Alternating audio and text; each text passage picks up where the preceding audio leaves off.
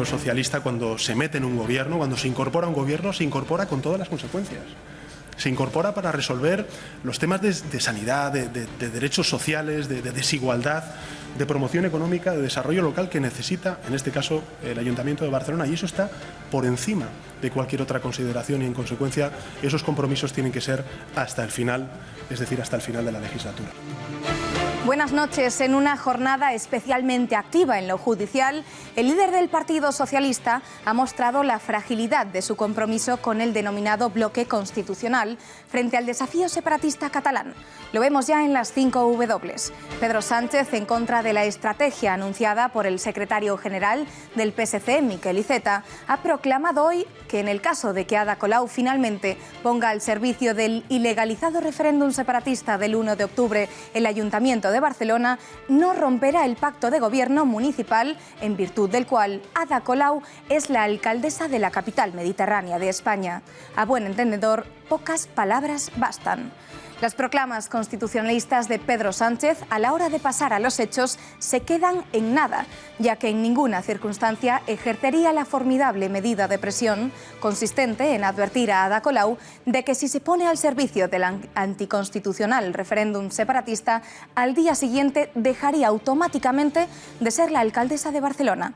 Todo lo contrario, Pedro Sánchez reafirma su apoyo a Colau en una jornada en la que las actuaciones judiciales contra el Frente Separatista le han brindado al líder del PSOE una cobertura impagable.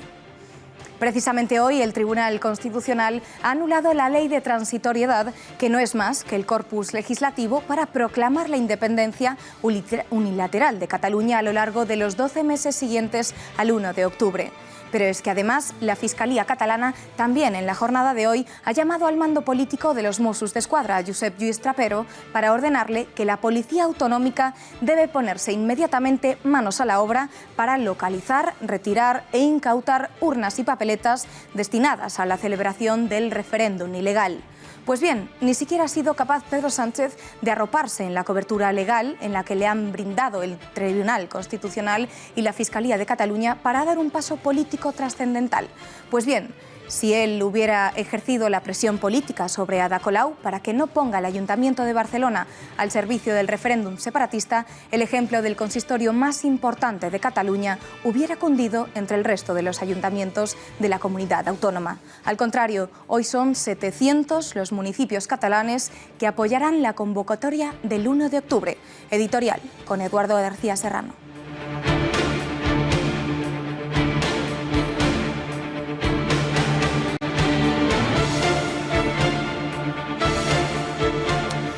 Buenas noches, María. El líder ocasional de lo que va quedando del PSOE, Pedro Sánchez, ha vuelto a evidenciar hoy que su apoyo al evanescente bloque constitucional contra el desafío separatista catalán es tan auténtico como el beso de Judas. Guárdate, Rajoy, del apoyo de Pedro Sánchez, el trilero de Ferraz que acaba de renunciar a forzar la decisión de la alcaldesa de Barcelona de ponerse definitivamente del lado de España y de la ley, negándose a ceder al Ayuntamiento de la ciudad condal para la causa separatista. La disparatada alcaldesa de Barcelona lo es, al igual que su copia madrileña, Manuela Carmena, gracias al apoyo del PSOE de Pedro Sánchez.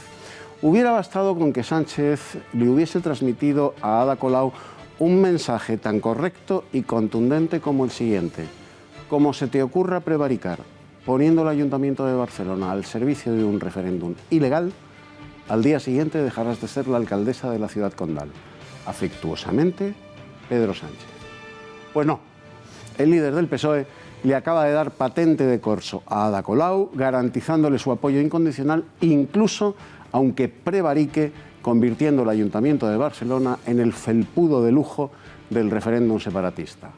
Con aliados como Pedro Sánchez, a Rajoy no le hacen falta más enemigos, ni a España más traidores.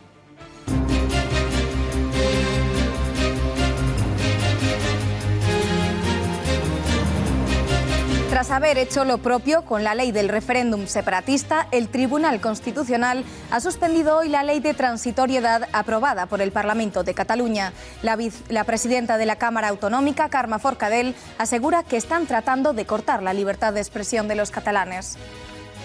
Lo que pretende la Fiscalía como el gobierno español vía Tribunal Constitucional es coartar la libertad de expresión y el derecho de iniciativa de los diputados y diputadas de esta Cámara. La Fiscalía de Cataluña cita al segundo mando político de los Mossos d'Esquadra, el mayor Josep Lluís Trapero, para ordenarle que la Policía Autonómica Catalana debe ponerse manos a la obra de inmediato para localizar y requisar todo el material destinado al referéndum ilegal. Cerca de 700 alcaldes de los 947 municipios que hay en Cataluña ya han manifestado públicamente su intención de prevaricar el próximo 1 de octubre, poniendo a disposición del referéndum ilegal las dependencias de sus ayuntamientos. En nuestra sección del Mundo en Guerra hablaremos hoy con nuestro especialista en seguridad internacional y geopolítica, Bruno Navarro, de las maniobras militares que Estados Unidos lleva a cabo en Ucrania y que han provocado la movilización del ejército ruso en la zona.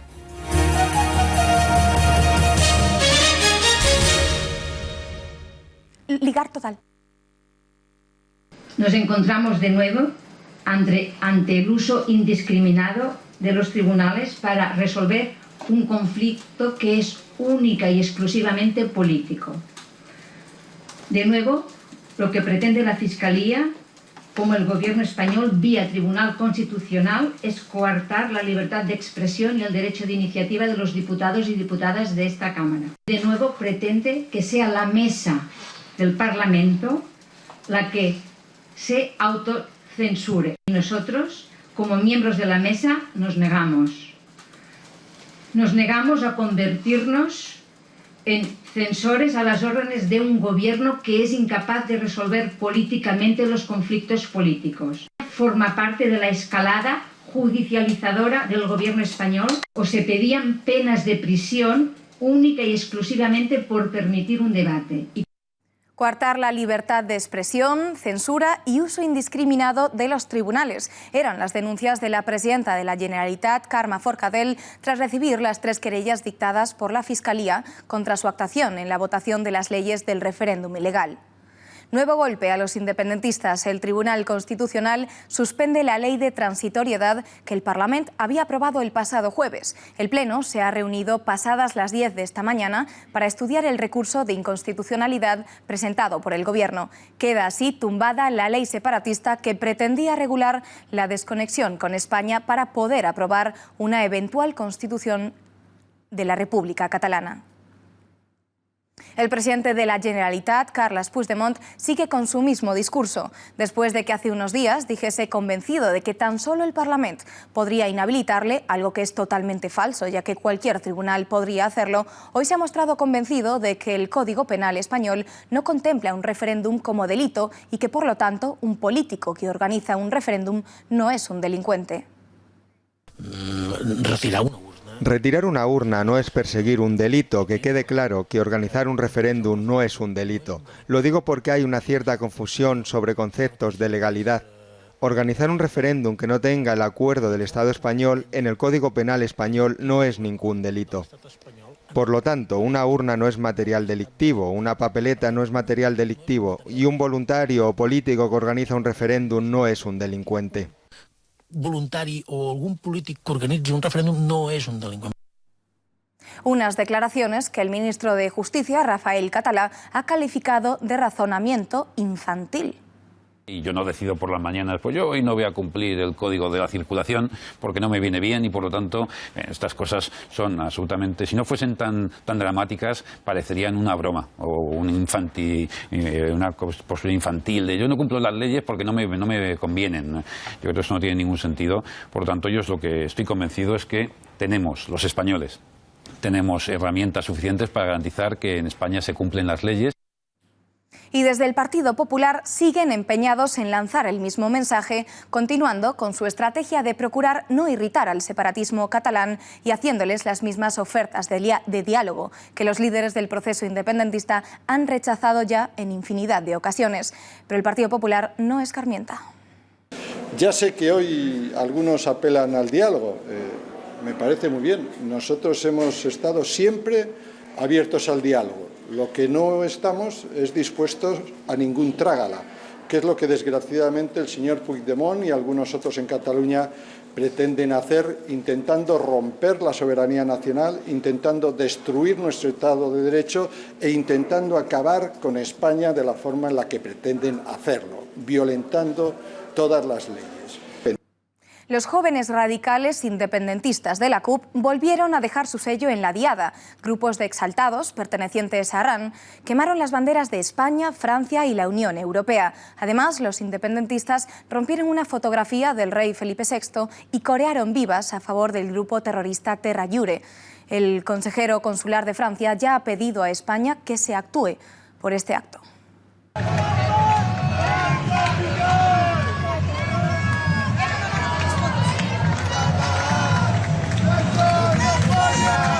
Pero esta no es la única ni la primera vez que tanto las juventudes del partido como los propios diputados de la CUP desafían al Estado y se saltan a la torera las leyes. Repasamos todas las ocasiones. Salva Vila, muy buenas noches. Buenas noches, María. Efectivamente. Es más, la jornada de acoso contra los símbolos de España durante la Diada también la sufrió la Guardia Civil. Los radicales de Arran realizaron un escrache al cuartel de la Benemérita de Barcelona justo después de la manifestación de la Diada. Los manifestantes portaban un cartel con el lema "que se vayan" y bengalas. También ayer mismo, en un acto antisistema y después de las intervenciones de Ana Gabriel, pidiéndole a Colau que colabore con el 1 de octubre, un diputado quemaba la fotografía de Su Majestad el Rey Felipe VI. Un hecho que se ha repetido en numerosas ocasiones. Apenas hace unos días, el día 9, el partido antisistema difundía a través de sus redes sociales cómo diferentes alcaldes rompían la notificación del Tribunal Constitucional.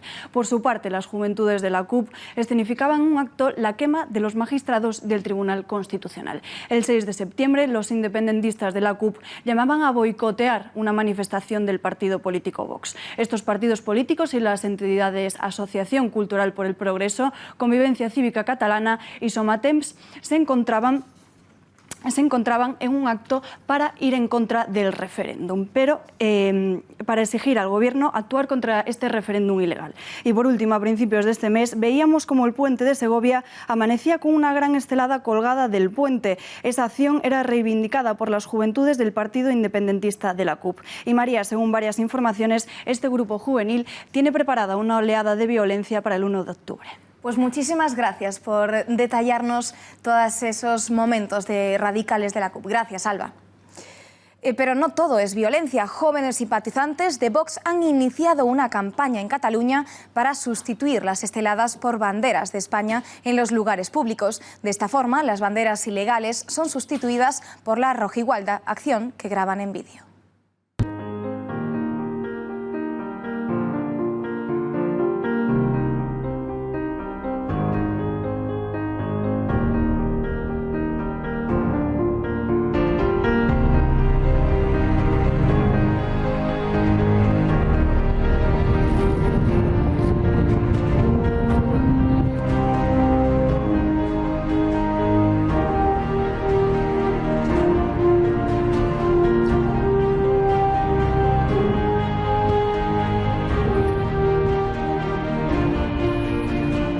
Hablamos ya con uno de los impulsores de esta iniciativa, Juan Cremades. Muy buenas noches. Hola, buenas noches y gracias por la invitación. ¿Cuál es el porqué de esta campaña?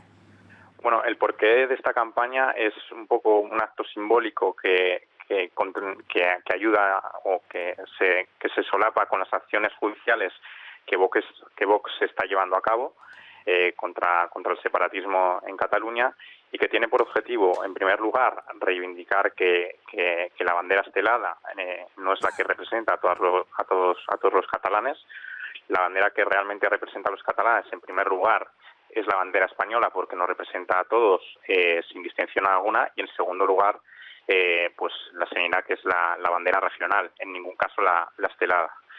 En segundo lugar, bueno, pues esto es un llamamiento también al gobierno de Rajoy, que parece que está de brazos cruzados, para que de una vez por todas aplique la ley en Cataluña. Constantemente estamos presentando denuncias ante la delegación del gobierno por incumplimientos reiterados de la ley de banderas. En muchos ayuntamientos de Cataluña no ondea la bandera nacional, y en muchos otros, pues, sí ondea, al lado ondea la bandera estelada. A pesar de realizar pesar de realizar múltiples requerimientos a la delegación del Gobierno, o bien insta los procedimientos con gran lentitud, o por el contrario pasa absolutamente de hacer cumplir la ley. ¿Y no tienen miedo a represalias por parte de los independentistas? ¿Han sufrido algún ataque? Bueno, durante los días que hemos estado retirando las banderas esteladas, pues por suerte también hemos ido con bastante precaución, no hemos tenido ningún problema.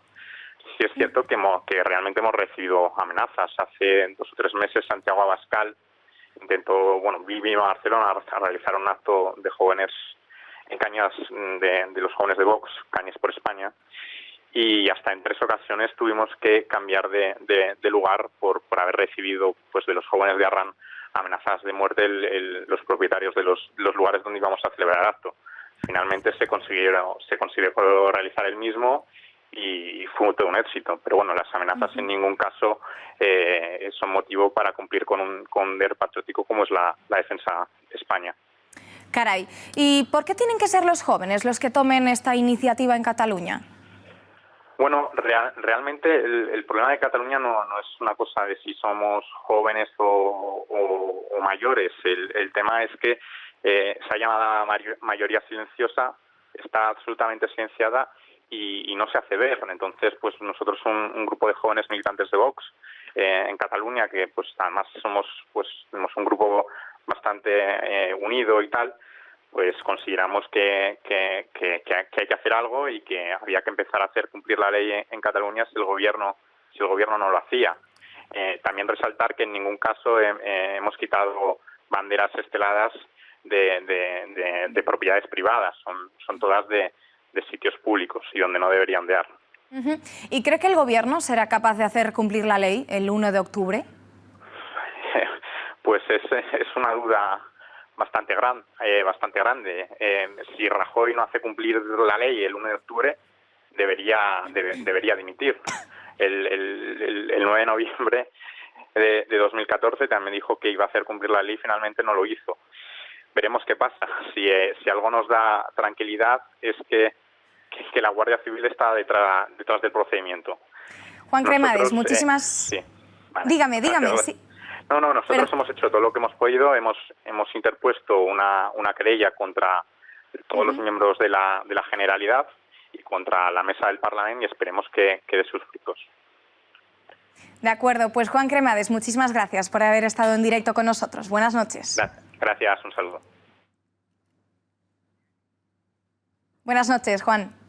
La Asamblea Nacional Catalana sigue enriqueciéndose a costa del negocio de la independencia. La asociación presidida por Jordi Sánchez se ha embolsado 4,5 millones de euros solo en la venta de camisetas durante la Diada. La ANC vendió 300.000 camisetas a 15 euros cada una, lo que le ha reportado un beneficio neto de casi 2 millones de euros. Pero no solo de camisetas vive la ANC. La plataforma independentista también ha recaudado 80.000 euros gracias a la Caja de Resistencia, la hucha con la que reúnen dinero para pagar las distintas multas que conllevan las acciones ilegales del proceso soberanista.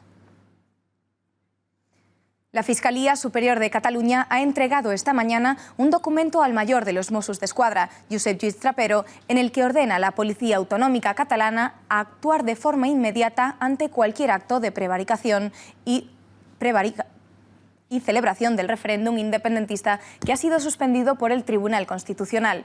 Se trata de un escrito de 9 páginas que acaba de ser notificado tanto al jefe de los Mossos como a los responsables de la Guardia Civil y de la Policía Nacional en Cataluña.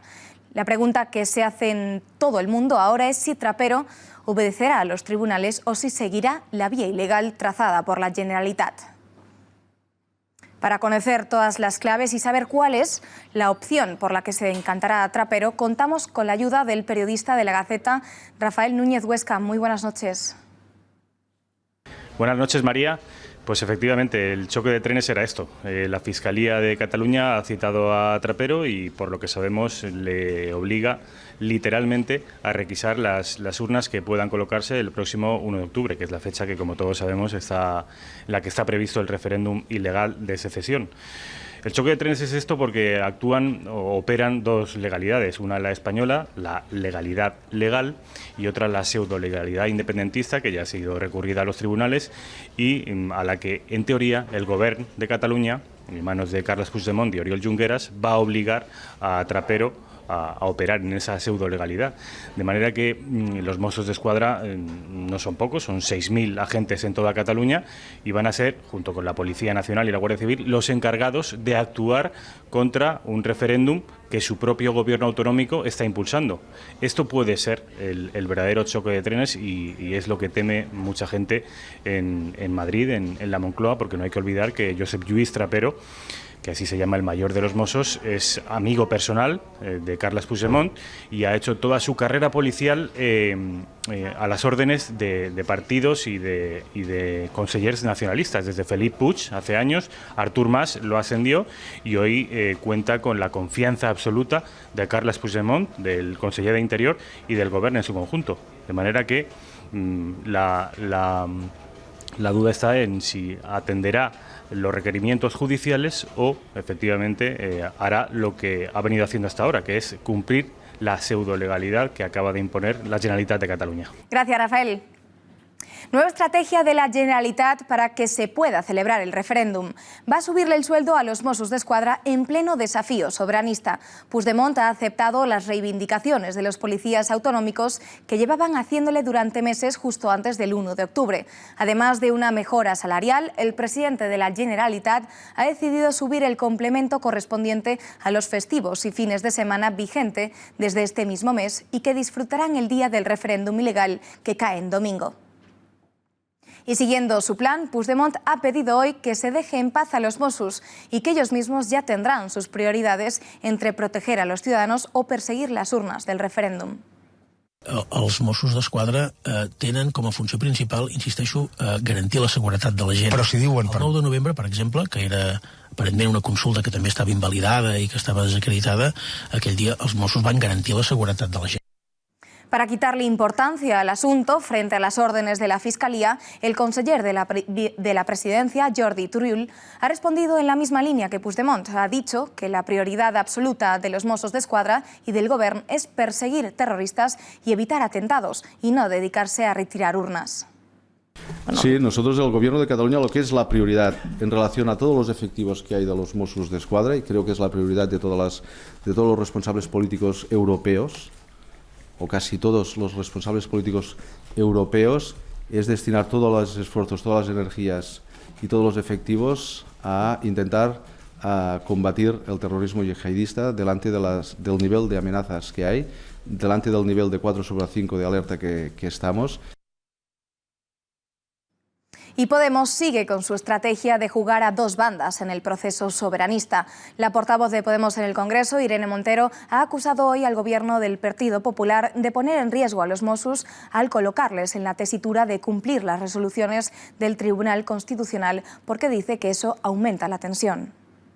Creo que los Mossos deben estar para cumplir con sus obligaciones y, como institución, creo que los representantes políticos no podemos poner en riesgo las instituciones que se supone que están para defender al conjunto de los ciudadanos y utilizarlas de forma partidista. Y, por tanto, creo que no se trata de lo que tengan que decidir los Mossos, sino de cómo los políticos que ahora están asumiendo una actitud irresponsable.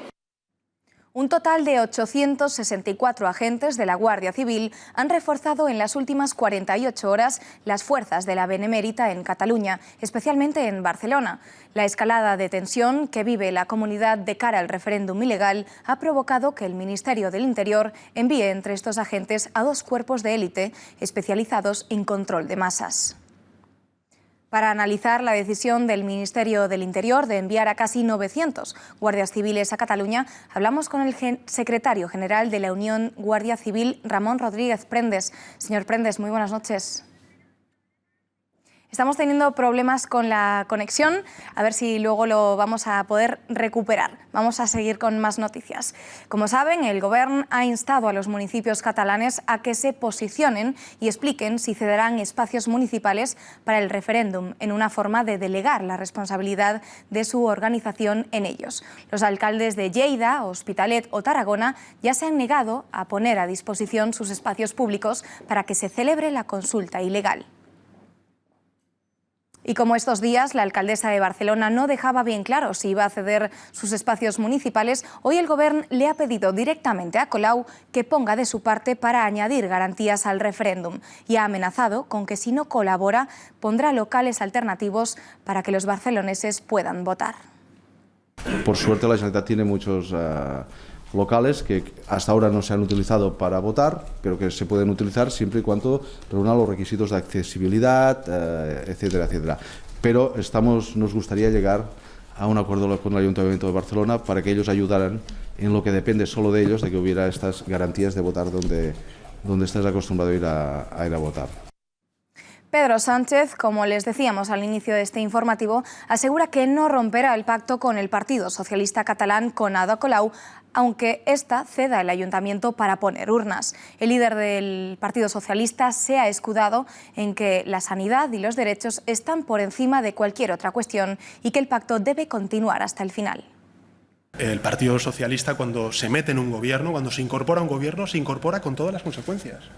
Se incorpora para resolver los temas de sanidad, de derechos sociales, de desigualdad, de promoción económica, de desarrollo local que necesita, en este caso, el Ayuntamiento de Barcelona. Y eso está por encima de cualquier otra consideración y, en consecuencia, esos compromisos tienen que ser hasta el final, es decir, hasta el final de la legislatura. Cerca de 700 de los 947 municipios catalanes han garantizado ya su apoyo a la Generalitat para la celebración del referéndum del 1 de octubre, ofreciendo su disposición total de las dependencias municipales de sus ayuntamientos. Vamos a ver cómo va a quedar el mapa de Cataluña. Laura Fernández Cañas, muy buenas noches. Muy buenas noches, María. Pues así quedaría el mapa. En naranja hemos situado coloreado los municipios que han dado el sí a la Generalitat, en azul a los que han dicho que no hasta el momento, y del resto no se desconoce la postura que tomarán de aquí a las próximas 3 semanas. Si nos fijamos en los que participan en el referéndum ilegal, en ellos residen 4 de cada 10 potenciales votantes en la consulta, tal y como se desprende de los datos del censo electoral de las últimas elecciones. Representan el triple de ayuntamientos. Sí, pero ¿cuánta población suponen? El 41,3% de la población de Cataluña. No resultan ni la mitad de la población catalana. Sabadell, con 152.000 censados, es el municipio con más población de los que han dado el sí a Puigdemont. Los 9 ayuntamientos que han expresado su voluntad de respetar la decisión del Tribunal Constitucional y que, por lo tanto, no cederán espacios para colocar las urnas electorales, suman el 35% del censo. La mayoría de municipios, más de 75.000 habitantes, l'Hospitalet de Llobregat, Terrassa, Lleida, Tarragona, Mataró, Santa Coloma, ellos van a seguir el mandamiento de la Generalitat. Y Barcelona se ha convertido en la población que más incertidumbre está causando, como no podía ser de otra forma. Su alcaldesa, Ada Colau, aún no tiene claro un sí pero no, un no pero sí, que empezó el pasado viernes con esta carta. Tras la suspensión del Tribunal Constitucional, parecía que la alcaldesa de la ciudad condal paralizaba los trámites con los colegios electorales a la espera de que la Generalitat aclare qué hará para no poner en riesgo a las instituciones y a los funcionarios. Sin embargo, ayer pronunciaba las palabras participación y democracia. Vean. Desde el Ayuntamiento de Barcelona lo hemos dicho muy claramente, en ningún caso vamos a poner en peligro la institución ni sus trabajadores, pero vamos a hacer todo lo posible para que el 1 de octubre se pueda realizar con la máxima normalidad democrática y que se garanticen los derechos de participación de todos los ciudadanos. Y por lo tanto, en ese sentido, plena disposición a facilitar la participación democrática el 1 de octubre. Pero ¿qué pasará finalmente con los barceloneses? Si dice que hará todo lo posible, parece ser que le dará el sí a Carles Puigdemont, pero por el momento es una incógnita, María. Pues sí, gracias, Laura. Y uno de los posibles problemas que plantea el 1 de octubre es el del choque entre los distintos cuerpos policiales como consecuencia de los alcaldes que ponen el ayuntamiento al servicio del referéndum ilegal. Aunque todas las fuerzas de seguridad del Estado dependen del Gobierno central, es más que probable que los mandos políticos de los Mossos d'Esquadra obedezcan a las órdenes de la Generalitat, mientras que la Guardia Civil y la Policía Nacional estarán bajo la tutela del Ministerio del Interior.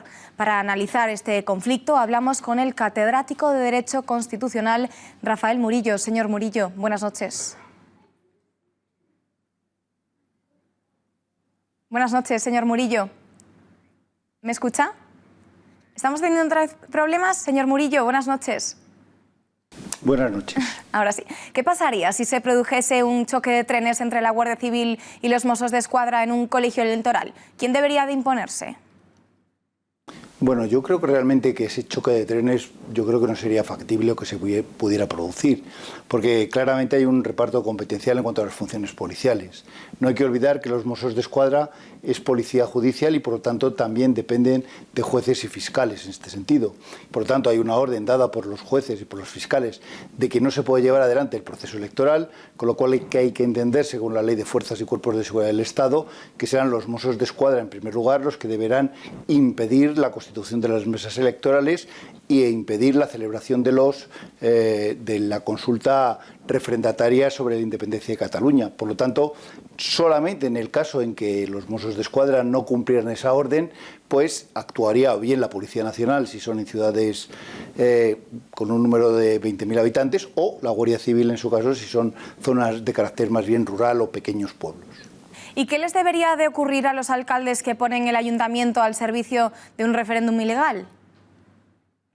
Hombre, ahí claramente hay dos cuestiones. Por una parte, la propia actuación del Tribunal Constitucional, que tiene una capacidad de poder sancionar a los alcaldes que incumplan sus decisiones, bien con la suspensión de su cargo y multas, y en segundo lugar el Ministerio Fiscal pondría en marcha un procedimiento fundamentalmente por desobediencia y, en su caso, por prevaricación.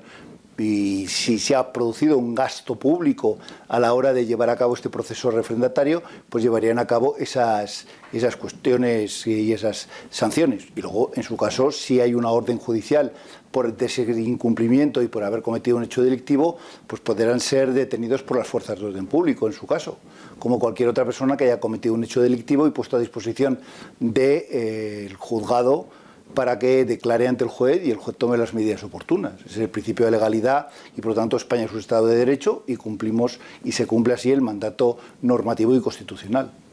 Entonces, como ha dicho usted, pues cometerían un delito de prevaricación los Mossos d'Esquadra y los alcaldes que se pongan a ese servicio del referéndum.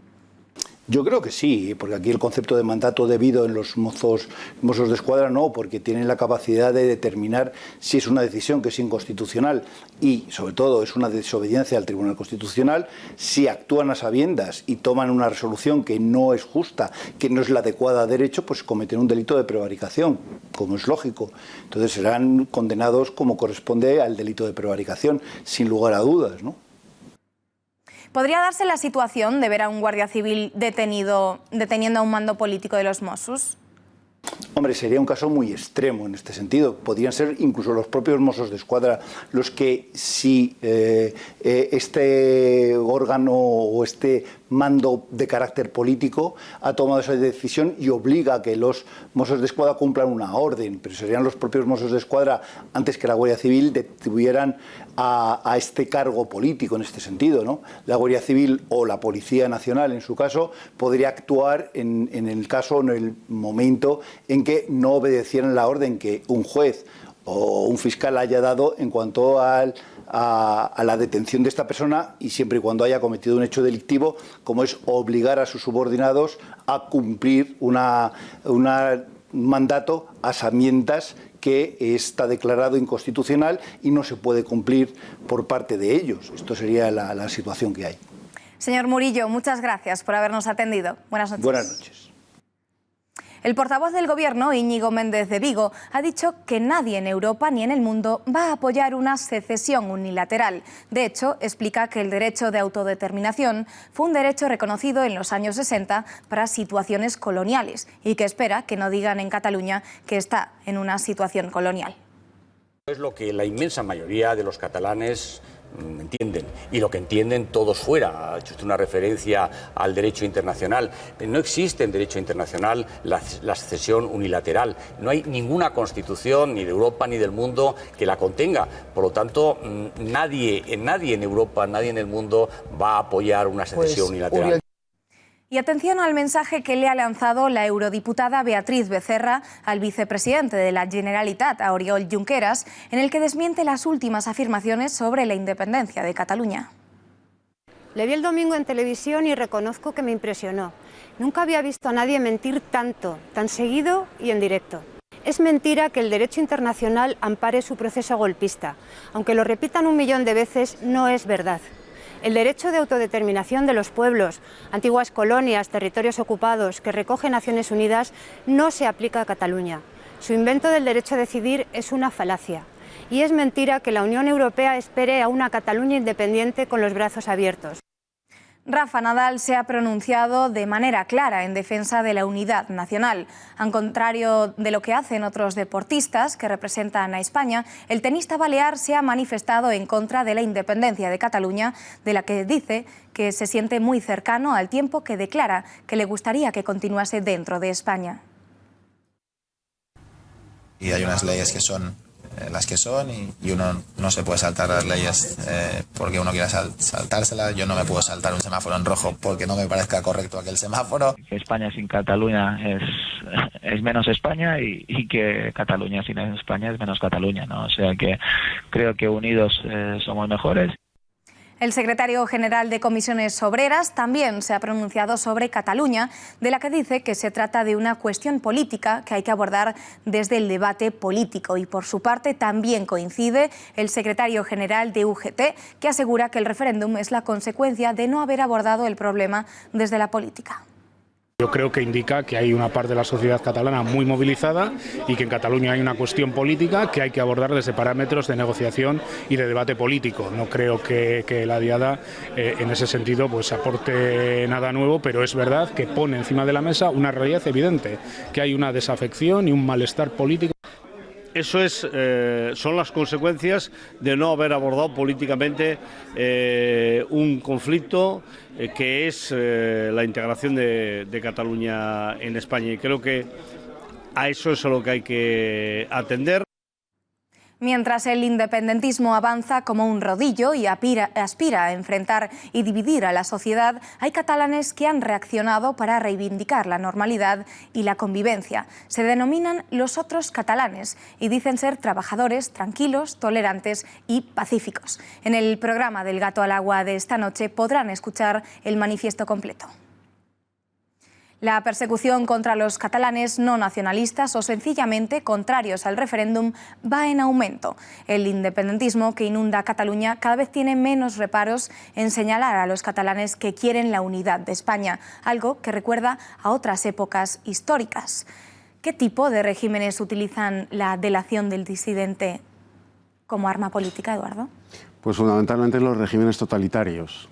Al igual que el terror, la estigmatización pública del disidente, del desafecto, se vertebra y se codifica como herramienta y como arma política durante la Revolución Francesa. Tal fue el éxito, del que guardan sangrienta memoria la guillotina, el exilio y los franceses de la Vendée, que a partir de 1789 todos los regímenes totalitarios han utilizado con fruición ambas herramientas.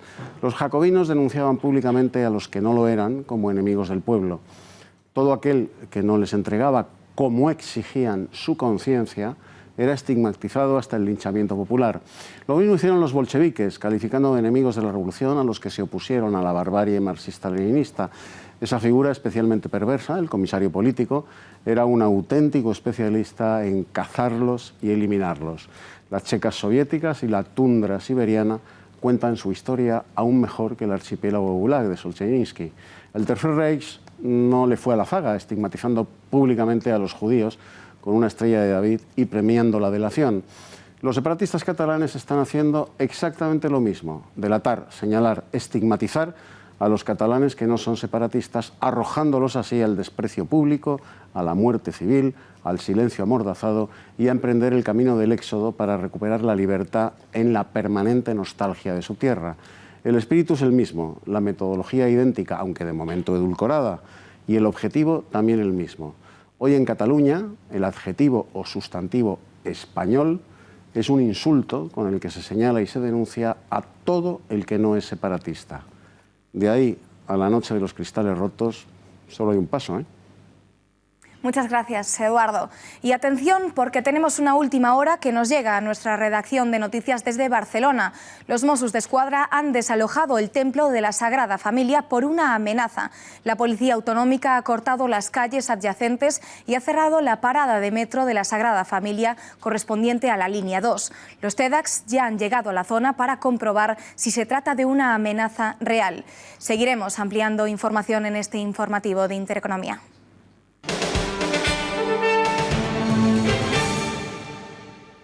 El 35% de los jóvenes españoles de entre 25 y 34 años no alcanza el nivel de educación secundaria superior. Además, España presenta una baja proporción de jóvenes, un 12%, entre las citadas edades matriculados en programas de formación profesional y capacitación laboral en comparación al 26% que marca la media de los países de la OCDE, pese a que aquellos con dicha titulación tienen una tasa de ocupación del 74% frente al 63% con una titulación general.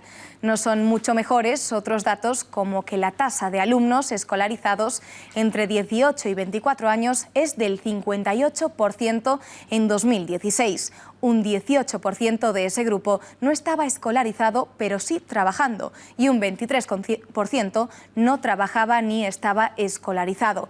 Estos datos en los países de la OCDE eran 52%, 32% y 15% respectivamente. Ante estos malos resultados publicados por la OCDE, nos preguntamos cuál es el verdadero problema de la educación en España. Y para saber la respuesta, sometemos a un cara a cara al doctor en Filosofía y licenciado en Ciencias de la Educación, Gregorio Luri, y al periodista Eduardo García Serrano. Eduardo, creo que empiezas tú. Bueno, sometiéndome al superior criterio de nuestro profesor, yo he de decir que bajo mi experiencia personal el gran déficit de la educación en España es que se han marginado las humanidades, se ha estigmatizado la disciplina, se ha estigmatizado el esfuerzo y se ha puesto en entredicho, hasta dejarla reducida prácticamente a la nada, la autoridad del profesor en la clase. Yo creo que el problema más grave que hay hoy en España es que no tenemos un sistema educativo y, de hecho, los resultados, si los comparamos por regiones, podemos ver que hay algunas con unos resultados escolares excelentes, al nivel o incluso superiores, pues que sea Finlandia, que está tan de moda, y otros que están muy por debajo de ellos. España no tiene un problema educativo, hay comunidades que lo están haciendo muy mal. Bueno, hay comunidades que lo están haciendo muy mal, eso es efectivamente así, pero el resto de las comunidades que usted señala, profesor, sus alumnos, tampoco, no hay más que trabar una conversación medianamente profunda con ellos, tienen una carencia absoluta de puntos de referencia históricos, filosóficos, saben manejar muchos cachivaches, tecnológicamente están muy bien formados, pero humanísticamente son un desastre. Creo que podemos perfectamente identificar el punto débil de nuestro sistema educativo perfectamente en relación a las competencias lingüísticas. El punto más frágil del sistema educativo es tercero de primaria. En tercero de primaria podemos identificar ya perfectamente los alumnos que van a fracasar al final de su escolaridad. E insisto, el déficit es básicamente lingüístico. Ahí estamos de acuerdo. Pues muchísimas gracias a los dos, periodista y profesor, por haberse sometido a este cara a cara.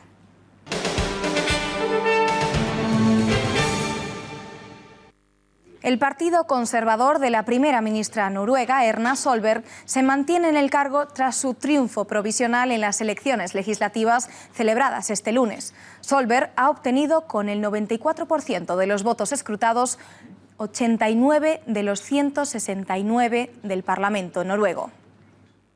Y hablando de Noruega, nos ha sorprendido mucho este gesto que le ha dedicado un líder islámico en un programa de televisión a una ministra noruega. Si se fijan, se ve como el hombre se niega al apretón de manos hasta en 2 ocasiones, mientras la ministra se queda con la mano en el aire.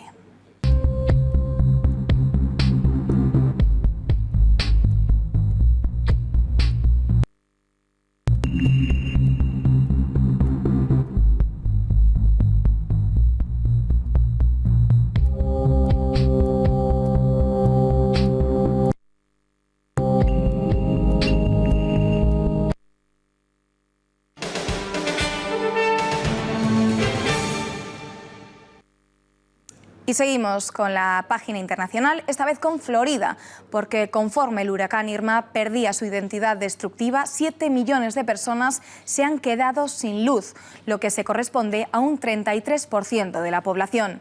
Aeropuertos cerrados, carreteras cortadas, zonas inundadas o problemas de suministro de gasolina son solo algunos de los inmensos daños causados en la península. Y nos vamos hasta Reino Unido porque tras más de 8 horas de debate, el Parlamento británico ha aprobado la ley que rompe todos los lazos políticos, financieros y económicos con la Unión Europea. 326 votos a favor y 290 en contra son las cifras resultantes de la votación, tanto en la primera como en la segunda lectura de la legislación. Asimismo, también han aprobado el calendario propuesto por el Gobierno con 318 votos a favor y 301 en contra.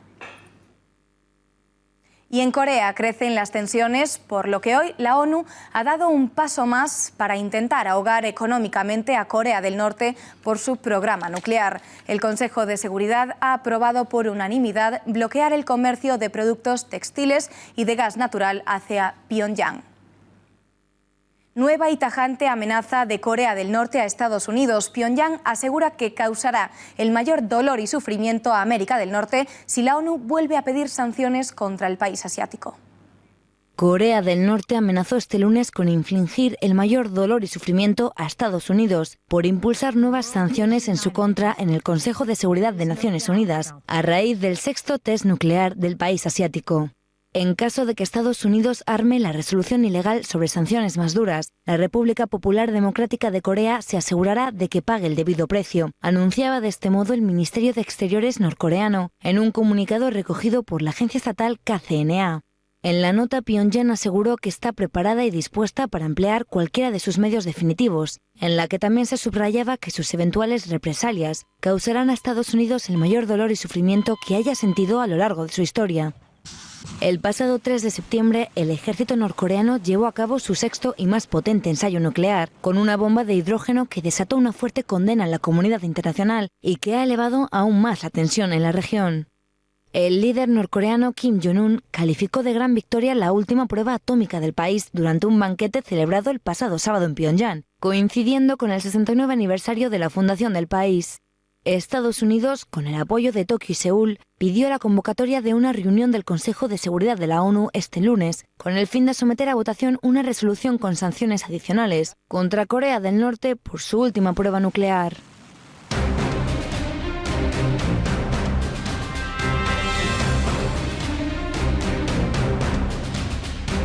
Aumenta la tensión en Ucrania, donde tropas de Estados Unidos participan en un ejército militar, mientras Rusia también tiene planeado realizar sus propias maniobras en la región. Estos movimientos en la frontera rusa han provocado la reacción de Putin, que no está dispuesto a conseguir ninguna provocación. Hablamos con nuestro experto en conflictos internacionales, Bruno Navarro. Muy buenas noches. Muy buenas noches. ¿Es posible que se desencadene una guerra entre Rusia y Estados Unidos u otros miembros de la OTAN? ¿Cómo lo ve usted? Pues es poco probable, al igual que es poco probable que empiece una hecatombe nuclear en Corea, pero en estos dos casos hay una cosa que es común. Las consecuencias de ambos conflictos, sea con Rusia, sea con Corea del Norte, serían tan devastadores para no solamente esos países, sino para toda la humanidad, que una poca probabilidad, que no es la ausencia de probabilidad, sino una escasa probabilidad, con lo cual estamos entendiendo que es posible, con esas consecuencias tan graves, supone una gran preocupación. Luego, en el caso que nos ocupa, que es Ucrania, es poco probable, pero la tensión está aumentando y las consecuencias serían tan graves que es muy preocupante.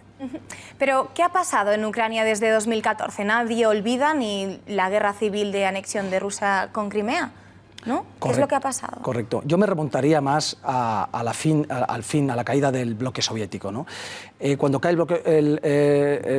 el muro, lo que ocurre con Rusia, que esos gobiernos débiles que recordamos de Gorbachev y Yeltsin, donde Rusia se vende la corrupción, lo vende todo, tanto privada como estatalmente, ¿no? A nivel público, donde se desgaja todo su imperio, todas las repúblicas que forman la Unión Soviética se convierten en repúblicas independientes, y en ese caos que vive Rusia, que prácticamente es un estado fallido, aprovecha la OTAN, aprovechamos nosotros, y en cierta forma era lógico en aquella época, a avanzar posiciones, rompiendo, destruyendo todo lo que era el colchón que nos separaba y llevando la línea de la OTAN a las puertas de Moscú. Todos los países prácticamente del antiguo Pacto de Varsovia se convierten en países de la OTAN. Esto lo aceptaron Gorbachev, lo aceptó Yeltsin, lo aceptaron los gobiernos rusos a la época, pero lo que no esperaba es que llegara Putin. Y Putin lo que quiere es recomponer Rusia llevarle al estatus mundial, al estatus internacional que cree que merece y que realmente merece. Y para eso hace falta un patio trasero, hace falta unas áreas de influencia, se da cuenta que ya no existen. Y en ese choque, la OTAN, Occidente, Europa, Estados Unidos, podríamos haber optado por decir, bueno, lo hicimos porque pudimos, ahora no podemos, vamos a intentar llegar a un acuerdo para ver, no se trata de devolver posiciones otra vez a como estaban, pero intentar llegar a algún acuerdo. No se hizo y al revés, se ha intentado ir hacia adelante y Rusia tampoco puede ir hacia atrás, solo puede ir hacia adelante. Esto ha supuesto, esto ha incluido el golpe de Estado en Ucrania, que es a lo que te referías, finales de 2013, principios de 2014, golpe de Estado en Ucrania donde el gobierno prorruso es derrocado con la ayuda de Estados Unidos y la Unión Europea, otra vez nosotros, para poner a un pro-Unión Europea que ha cortado los lazos con Rusia, económicos y energéticos, para apoyarse en la Unión Europea. Esto Rusia no lo podía tolerar. Tenemos la crisis de Ucrania, que comentabas. Ucrania nunca ha sido de Crimea, y Crimea nunca ha sido ucraniana. Crimea es desde el siglo XVIII, es parte de Rusia. Y lo que ha ocurrido es que en el año 54, hace muy poquitas décadas, dentro del contexto de la Unión Soviética, el gobierno de la Unión Soviética cede administrativamente, como si cede una parte de Soria, ¿de acuerdo? Cede administrativamente Crimea a Ucrania, pero estamos todos en el gran país que es la Unión Soviética. Claro, cuando en el año 91 cae el muro y desaparecen y Ucrania se independiza de lo que es el resto de la Unión Soviética, se queda con Crimea. Y esto a los crimeanos no les sentó nada bien. De hecho, lo que provocaron en 2014 fue un referéndum para volver a unirse a la madre patria, que era lo lógico y lo normal, y fue por mayoría abrumadora. Y luego, en ese mismo año 2014, empieza la guerra civil. ¿Por qué? Una guerra civil se podía llamar, que es el este de Ucrania, tampoco ha sido siempre ucraniano, son rusos de habla rusa porque fueron partes que a lo largo de los últimos siglos se han ido cediendo también dentro del imperio ruso, de los zares se han ido cediendo a Ucrania, pero es territorio ruso, no pasaba nada porque estábamos todos dentro de Rusia. En el momento que no estamos en Rusia y llega el golpe de Estado de 2014 con un gobierno antirruso, prohíben la lengua, atacan el modo de vida ruso y ellos lo que dicen es, unos quieren anexionarse a Rusia como Crimea, otros quieren simplemente independencia y otros quieren sencillamente una autonomía respetada dentro de Ucrania. ¿Qué carta ha jugado Rusia? Lógicamente proteger a sus ciudadanos, por así decirlo, ciudadanos naturales nativos rusos. Lo que ha querido Rusia es protegerlos y naturalmente que se ha implicado en el conflicto, como no se estaba atacando sus intereses inmediatos, su patrio trasero y a ciudadanos de los cuales se considera como hermano mayor responsable. Esto es un poco lo que ha ido ocurriendo y al punto que hemos llegado hoy en la zona de Ucrania, Crimea, etcétera. De acuerdo. ¿Y cuál es el papel de España en este conflicto? ¿Acaso hemos enviado material o tropas bélicas a la zona? Correcto. Desde la Segunda Guerra Mundial, desde los tiempos de la heroica y gloriosa División Azul, no teníamos soldados españoles tan cerca de Moscú. Lo que ha ocurrido que en este afán de la OTAN de huida hacia adelante tenemos dos misiones que, con la excusa de proteger a nuestros aliados de la OTAN, que hoy son de la OTAN, del Este de Europa, antiguo Pacto de Varsovia, que lo que teníamos que preguntarnos es si realmente sus problemas, que existen y son comprensibles, sus problemas con Rusia, deben ser nuestros problemas, ¿vale? El caso es que, como estamos metidos en eso, enviamos dos misiones. Una es la Policía Aérea del Báltico. Consiste la Policía Aérea del Báltico en tener en Letonia y en Lituania, en cada uno de los lugares, 4 aviones de combate de la OTAN. España, todos los años, tiene una rotación de 4 aviones durante 4 meses. De hecho, ahora mismo se están replegando, o acaban de replegar, si falta replegarse el material, los 4 F-18 que estaban en la base de la OTAN de Estonia. Y el año que viene es probable que volverá a ocurrir lo mismo y volveremos a tener 4 aviones. Y tenemos luego la presencia avanzada reforzada, que es una misión terrestre que ha empezado este año y que es gravísimo, porque son 4 batallones mecanizados con carros de combate, vehículos, 4 batallones, uno en Letonia, Estonia, Lituania y Polonia. Y España participa en el batallón que está en Letonia, 350 hombres con lo más moderno del material acorazado español, carros de combate Leopard y vehículos acorazados Pizarro. Repito, es una situación en la que España está participando igual que el resto de sus aliados, pero personalmente, con todo el respeto al gran trabajo que están realizando, cumpliendo las órdenes, no me gusta que estén allí. Bueno, señor Navarro, muchísimas gracias. Qué pena, porque tenemos más temas preparados, pero se nos acaba el tiempo. Gracias por haber estado aquí en esta cita con El Mundo en Guerra, como siempre. Hasta la semana que viene. Gracias. Y hoy queremos despedir este informativo con las imágenes de la misa funeral por Santiago Abascal Escuza, padre del actual presidente de Vox. Abascal Escuza militó en el Partido Popular Vasco y fue un gran defensor de la unidad de España.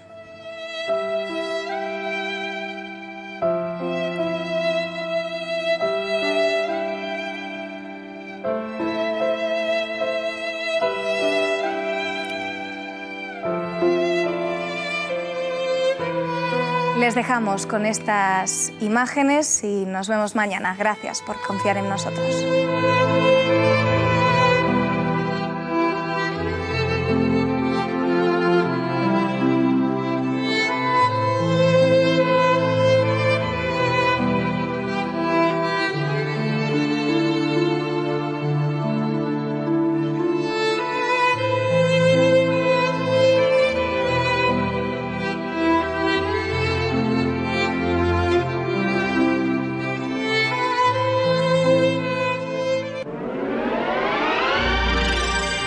Volvemos en 2 minutos.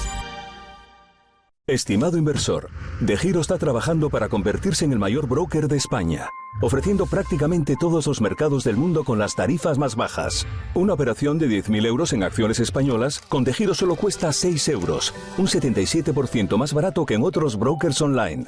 Abra una cuenta gratuita en degiro.es.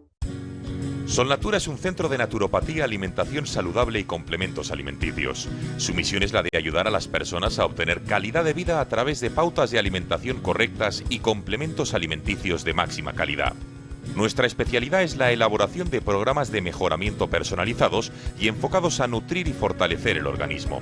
El equipo humano de Solnatura está compuesto por naturópatas y médicos con amplia experiencia en este campo y sus métodos son siempre naturales, preventivos y respetuosos con el medio ambiente. En Solnatura te vamos a ayudar. Llama ya al 91 31 31 409. Estamos en la calle Conde de Aranda 13, Metro Retiro. Si al mejor jamón cocido le ponemos música y una familia, ¿qué tenemos? Un anuncio. Si a ese anuncio le quitamos la familia y la música, ¿qué nos queda? El mejor jamón cocido. Y si al mejor jamón cocido le quitamos sal, grasa y calorías, ¿qué tenemos? Bienestar. El sabor con más corazón. El Pozo. Soy María Jesús Barreñada, presidenta de Aredos Abogados, doctora en Derecho, abogada y abogada rural. Si tienes un problema jurídico, no dudes en contactar con nosotros, te lo solucionaremos. Este despacho ha sido galardonado con el Premio a la Excelencia Profesional porque defendemos tus derechos, financiamos tus procedimientos, tu problema jurídico lo hacemos nuestro y te lo solucionamos. Y si al mejor jamón cocido le quitamos sal, grasa y calorías, ¿qué tenemos? Bienestar. El sabor con más corazón. El Pozo. Un invitado. 6 mujeres. ¿Quién será el valiente? En septiembre vuelve 6 mujeres sin piedad. Ha llegado el recibo del seguro del coche, y el de la casa, y el de vida. ¿Y? CaixaBank presenta Family Seguros, porque hacer las cosas en